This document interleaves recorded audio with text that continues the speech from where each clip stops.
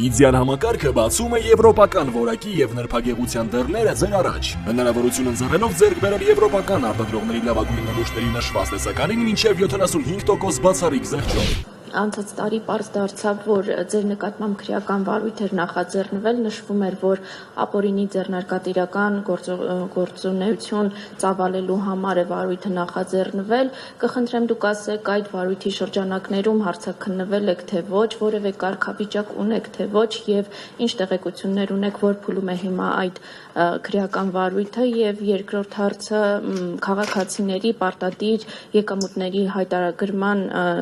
նախագծին է վերաբերում,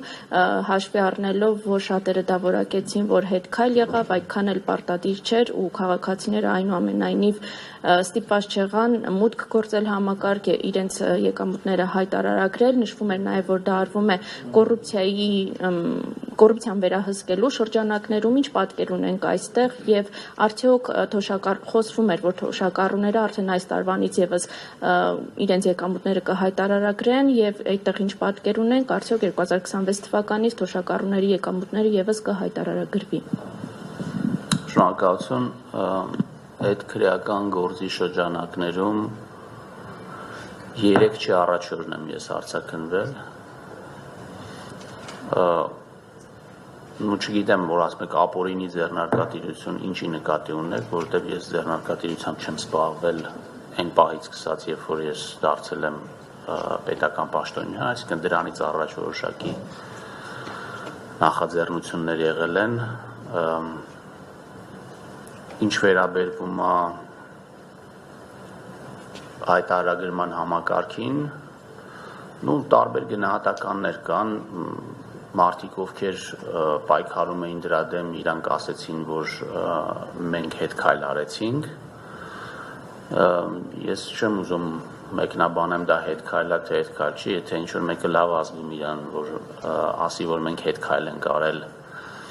թող այդպես մտածի, իրականությունը նա է, որ մենք մի հատ նոր բարդ համակարգ ենք դնում, այդ բարդ համակարգը, որը նաև ենթադրում է որոշակի վարքագծի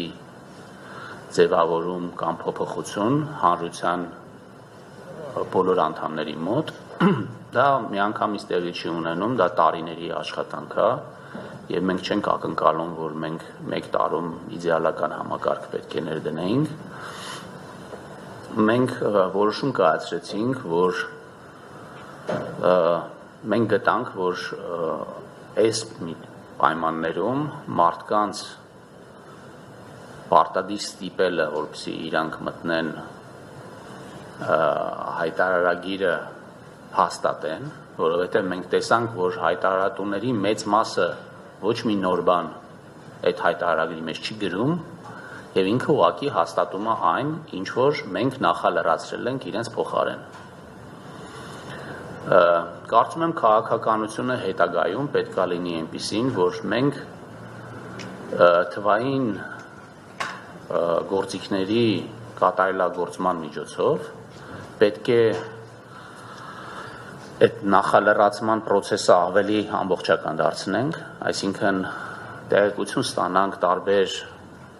եկամուտների մասին, նախալրացնենք այդ եկամուտները մեր քաղաքացիների համար եւ իրանք դա հաստատեն։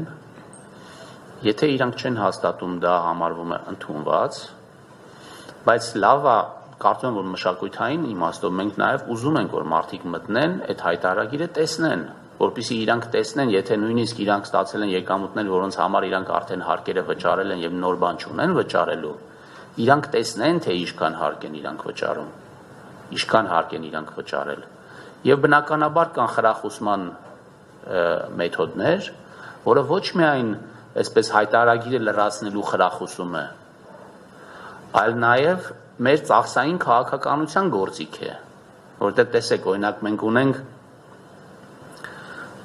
կրթության ծախսերի փոխհատուցման այսպիսի մեխանիզմ, չէ, սոցիալական կրեդիտներ կոչվող։ Մենք կարող ենք այդ ծախսը անել ինքներս ԿԳՄՍ բյուջեով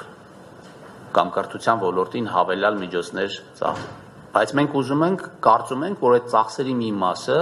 մարդիկ իրենք կարող են ընտրել թե ինչպեսի, որտեվ ի վերջո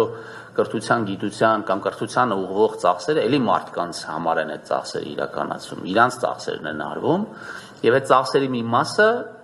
իրականացվում է մարդկանց կողմից, իրանք են ընտրում, թե ինչ կրթություն են ուզում ստանան, եւ դրա համար էի ասում, որ այս սոցիալական կրեդիտների մեխանիզմը պետք է ավելի կատարելագործենք, պետք է ավելի մոտիվացնենք մարդկանց, որ այդ հայտարարագիրը լրացնելը բերում է որոշակի նաև նյութական օգուտների,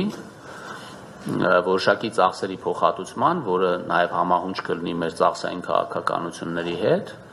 եւ ժամանակի ընթացքում ես կարծում եմ, որ սա կդառնա մեր առօրյայի մի մաս։ Մյուս մասին ձեր հարցի պատասխանելով այո, բոլորը հայտարարագիր պետք է լրացնեն 25 թվականի համար, բայց այստեղ էլ այս ձևը, որով մենք ներդրել ենք, ըստ էության պարզ է, որ թոշակառուների մի զգալի մասը ոչ մի նոր բան չունի ասելու, որովհետև այլ եկամուտներ չի ստանում, կամ եթե աշխատում է այդ տեղեկությունն էլ մենք արդեն ունենք ՊԵԿ-ից, եւ դրա համար հավելյալ բերջ ստեղծելու համար մենք իրենց ըստ էության ազատել ենք այս process-ից, բայց իհարկե կոչ ենք անում բոլորին, որպեսզի իրանք մտնեն, իրանք հայտարարագիրը տեսնեն, թե ինչքան ընդհանուր եկամուտներ են իրանք ստացել, եթե ստացել են հավելյալ եկամուտներ, բնականաբար հայտարարագրեն դրա մասին։